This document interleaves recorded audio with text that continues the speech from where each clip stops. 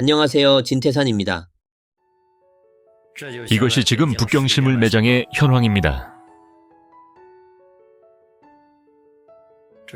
사람이 너무 적습니다.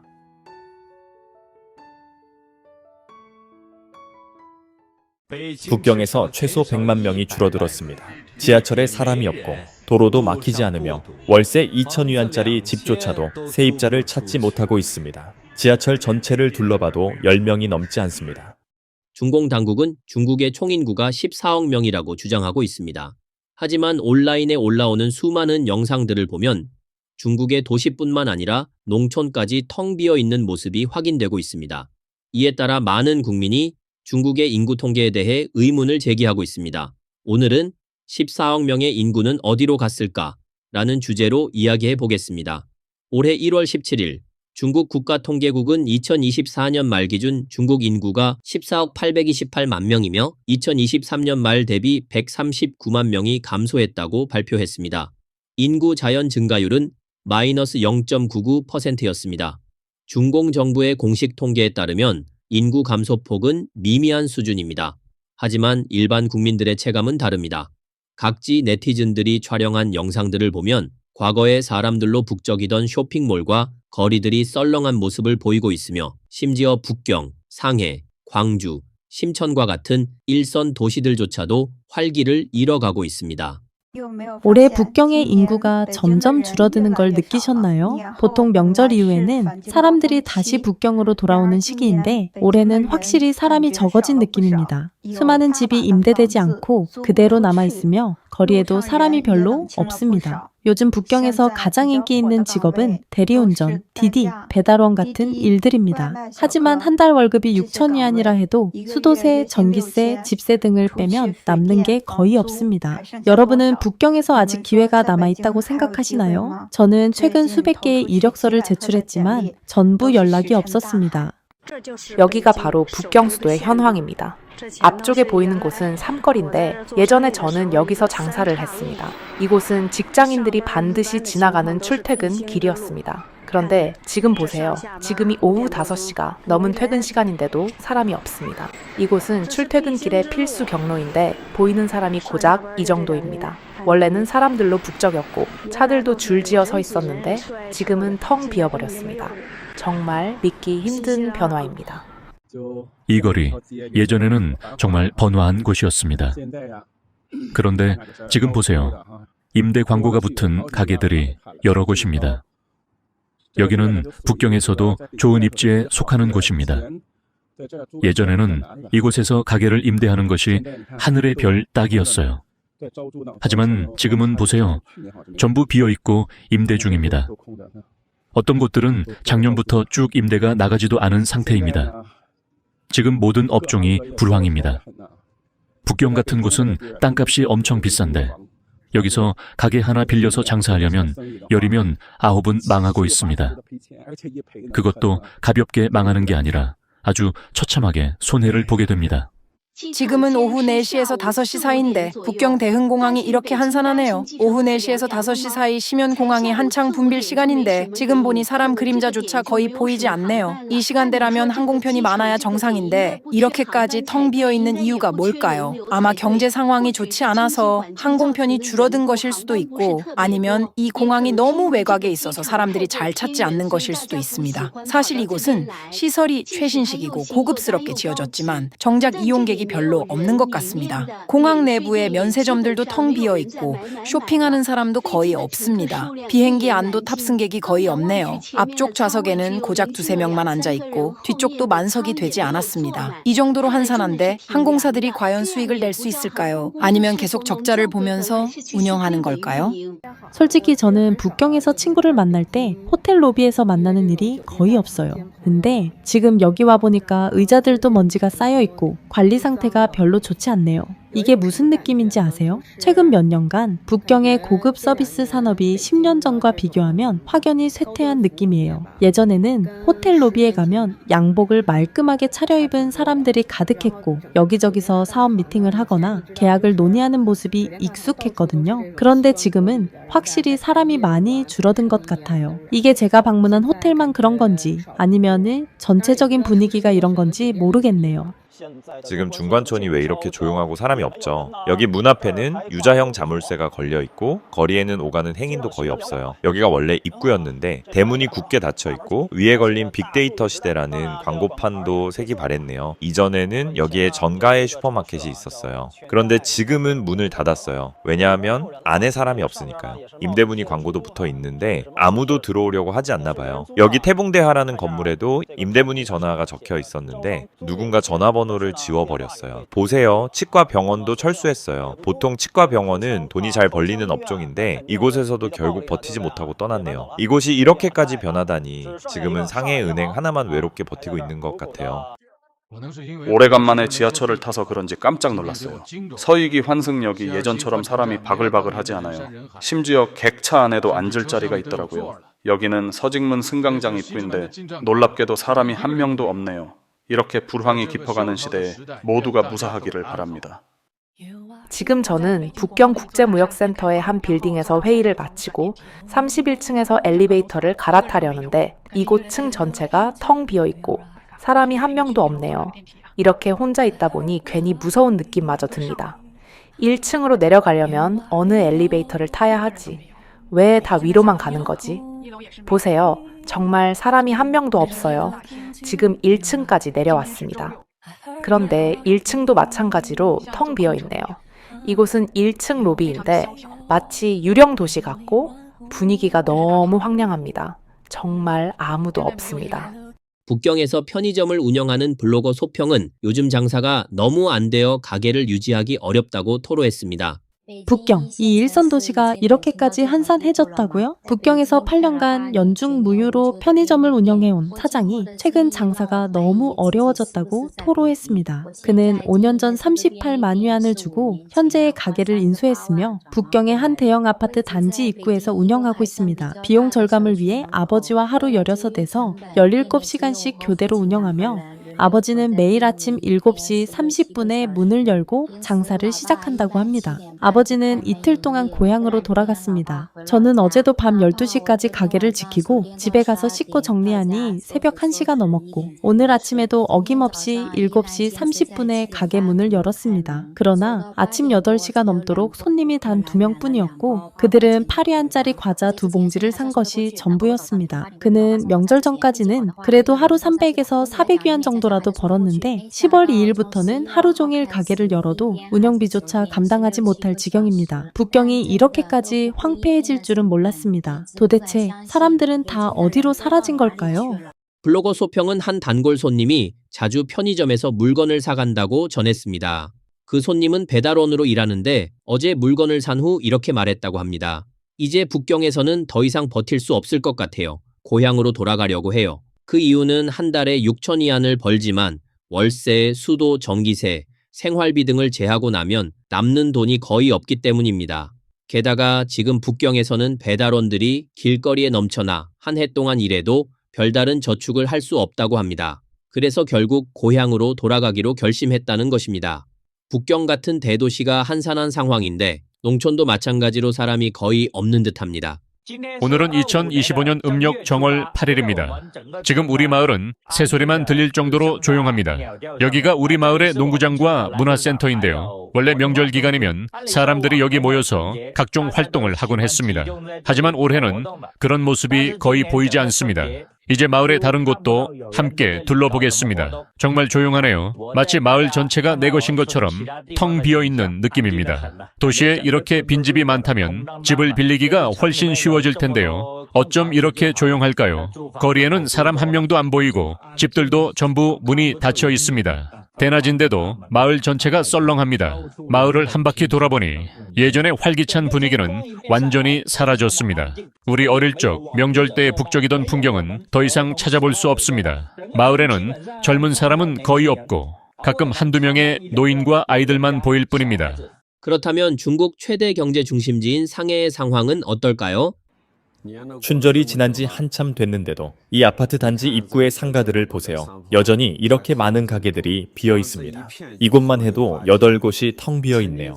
한때 이 위치는 임대가 어려울 정도로 인기 있었고 연간 임대료가 20에서 30만 위안 정도였지만 지금은 아무도 관심을 가지지 않고 있습니다. 그래서 말인데 경기가 침체되면 피해를 보는 것은 주택만이 아닙니다. 상업시설들도 마찬가지입니다. 요즘 가게를 열거나 닫는 것은 너무 흔한 일이고 가게를 지키는 마음이 외로운 과부와 같습니다.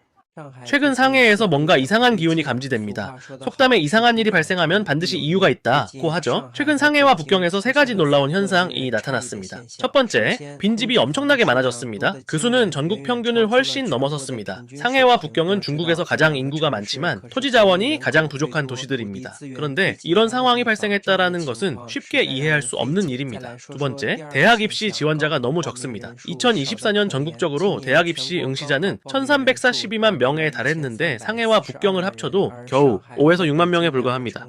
마지막으로 가장 뚜렷한 현상이 있습니다. 바로 이민을 떠나는 사람들이 급증했다라는 것입니다. 특히 상해에서는 이민 관련 논의가 급격히 증가했습니다. 지친 중산층들 중 많은 이들이 이민을 선택하고 있습니다. 예를 들어 몰타로 이민을 가는 사람이 많아지고 있습니다. 몰타에서는 단순히 집을 임대하고 6만 유로만 기부하면 가족 전체가 영주권을 받을 수 있습니다.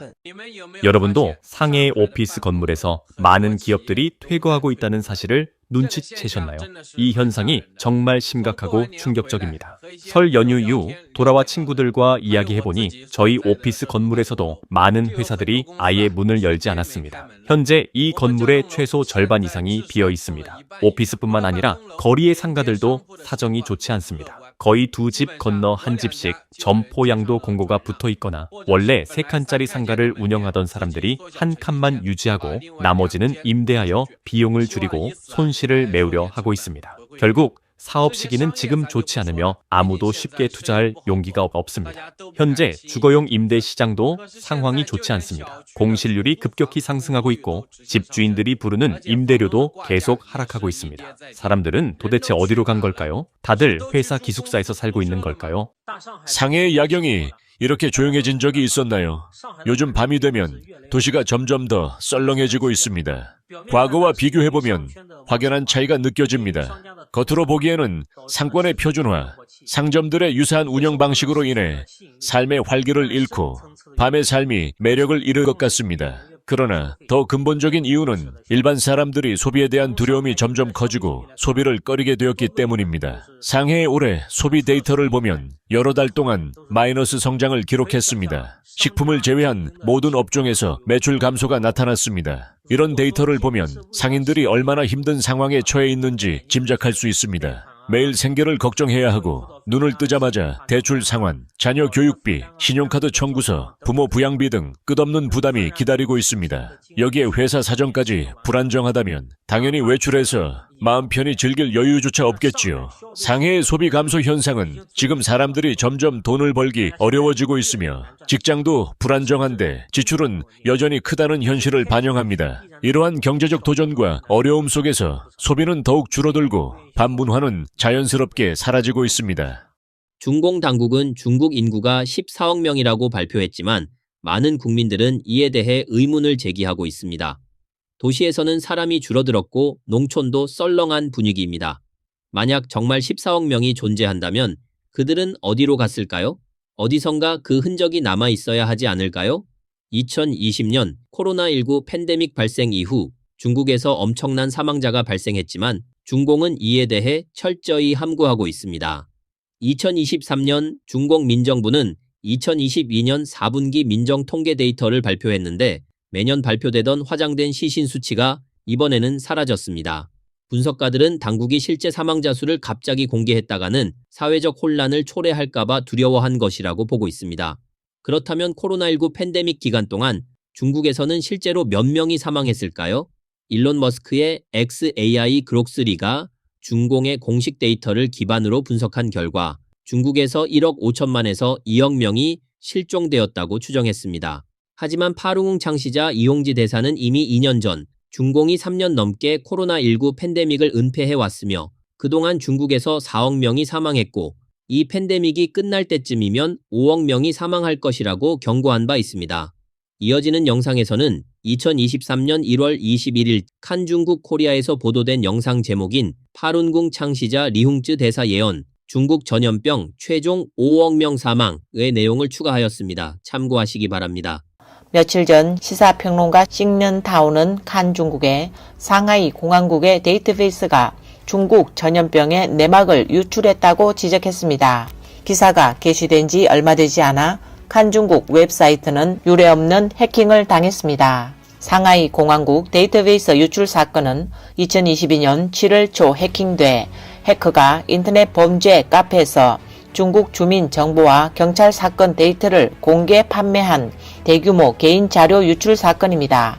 이는 주민 10억 명의 개인 정보로 23TB의 방대한 데이터였습니다. 2명의 개별 보안 연구원이 이름, 생일, 주소, 신분증 및 신분증 사진이 포함된 데이터베이스 테이블에 약 9억 7천만 명의 자료가 포함되어 있음을 확인했습니다. 신넌타운은 7월에 이 소식을 접했을 때 해커가 모든 데이터를 얻지 못한 걸로 인식했습니다. 왜냐하면 그때만 해도 중공은 중국의 인구가 14억이라고 했기 때문입니다. 그러나 상하이 공안 데이터베이스 유출 원인을 기술적 관점으로 분석해보니 해커들이 확보한 것이 일부가 아니라 전체 자료라는 사실을 발견했습니다. 해커들이 이 데이터베이스가 상하이 공항국 알리바바 클라우드에서 찾은 백업 자료라고 주장했기 때문입니다. 공항국 데이터베이스의 전국 인구는 약 10억 명으로 중공이 공식적으로 주장한 14억 2천만 명과 4억 명이 차이가 납니다. 그렇다면 이 4억 명은 어디로 갔을까요? 대답은 대규모 전염병으로 사망했다는 것이 합리적인 설명일 것입니다. 지난 몇 년 동안 모든 사람은 항상 중공의 제로 및 봉쇄 정책이 어리석고 사람과 돈을 낭비해 효율적이지 않다고 믿었습니다. 중공은 매번 대규모 인구 이동은 감염률이 높아질 것이라며 단지를 봉쇄했습니다.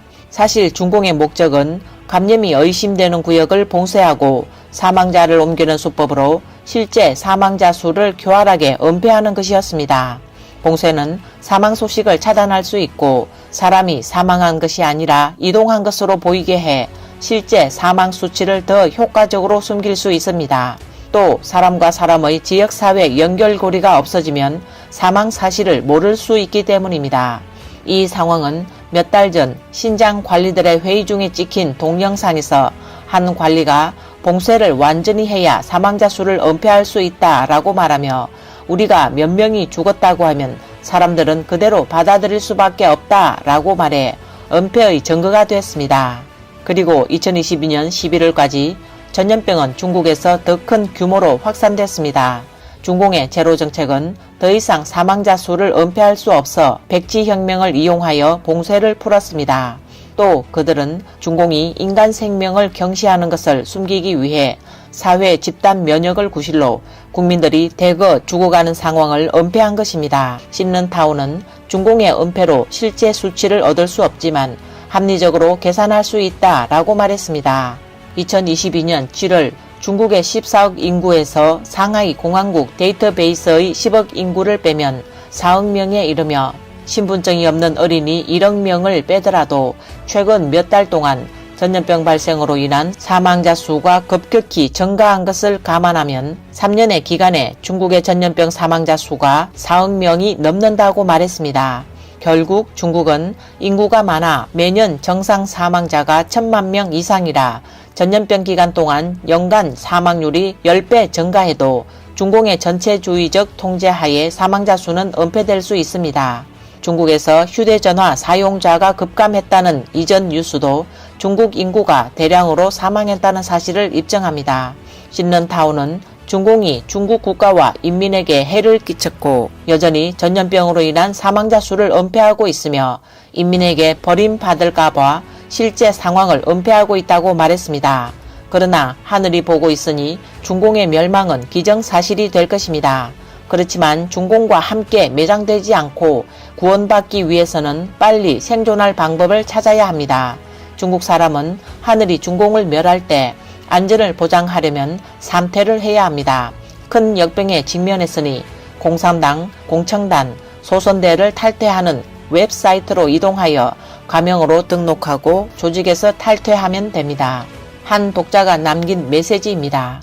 더 주목할 만한 것은 신년타운은 기사 공항국의 데이터베이스의 유출은 4억 명이 사망했음을 증명하는 것이다.